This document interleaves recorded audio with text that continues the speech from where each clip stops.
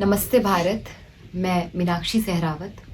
अभी हाल ही में कर्नाटक पुलिस के द्वारा मेरे ऊपर एक केस लगाया गया, मेरे अगेंस्ट एक एफआईआर दर्ज की गई और वो इसलिए की गई क्योंकि मैंने राष्ट्रपिता कहे जाने वाले एक व्यक्ति के ऊपर कुछ टिप्पणियाँ की। टिप्पणी करते समय मेरी भाषा एकदम नियंत्रण में थी। मैंने कोई अशोभनीय अमर्यादित शब्द का प्रयोग नहीं किया। उसके बाद भी मेरे ऊपर एफआईआर हो जाता है क्योंकि मैंने इतिहासकारों के द्वारा प्रमाण और तथ्यों के आधार पर जो कुछ भी ऐतिहासिक पुस्तकों में लिखा जा चुका है वही मैंने अपने शब्दों में जनता तक पहुंचाने का प्रयास किया, इसलिए मेरे ऊपर एफआईआर हो जाता है। आप विचार कीजिए कि भारत जैसे देश में एक पंजाब क्षेत्र के सांसद भगत सिंह को आतंकवादी कहकर पुकारते हैं। हमारे देश में वीर सावरकर को गालियां दी जाती हैं। हमारे देश में प्रभु श्री राम के होने के बार बार प्रमाण मांगे जाते हैं। हमारे देश में श्री कृष्ण के चरित्र को बार बार गिराया जाता है, उनके चरित्र का दोहन होता है, लेकिन ऐसे लोगों पर कोई एफआईआर दर्ज नहीं की जाती है। आप विचार कीजिए कि हमारे देश में एक पेंटर जो माता सीता, माता लक्ष्मी और अन्य कई देवियों की नंगी तस्वीरें बनाता है, उसको पद्मश्री और पद्म भूषण से नवाजा जाता है। एफआईआर तो होने से रही।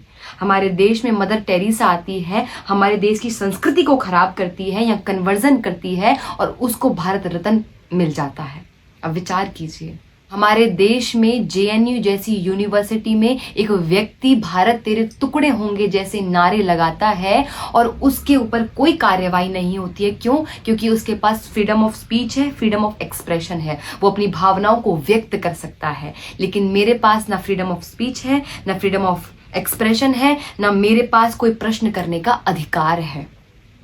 और ये प्रश्न केवल मेरा नहीं है, मेरे जैसे कई लोगों का है। क्या कि किस दस्तावेज में कहाँ ये लिखा हुआ है कि ये व्यक्ति भारत का राष्ट्रपिता है, ये कहाँ लिखा हुआ? ये प्रश्न कई लोगों का है।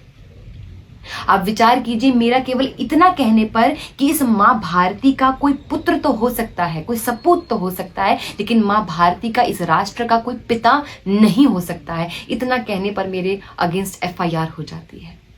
और मैंने देखा कि जब ये केस मेरे ऊपर हुआ तो कई रिपोर्टर्स ने और कई जगह ऐसी हेडलाइंस आई कि नॉर्थ की एक वक्ता ने इस प्रकार का बयान दिया है। हमने कब से अपने आप को इस प्रकार से नॉर्थ और साउथ में बांट लिया? एक बॉर्डर कब हमने खींच दिया? मैं नॉर्थ, साउथ, ईस्ट, वेस्ट नहीं हूँ। मैं एक भारत की बेटी हूँ।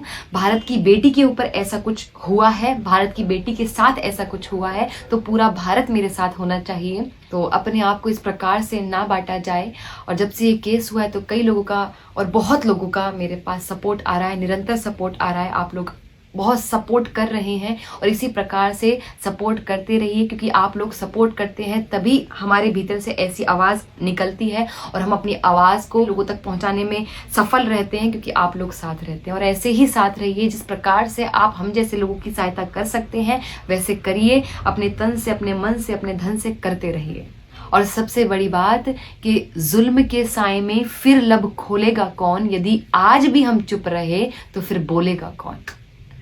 तो हमें चुप नहीं रहना है, इसी प्रकार से अपनी आवाज़ को उठाते रहना है। नमस्ते, हरे कृष्ण।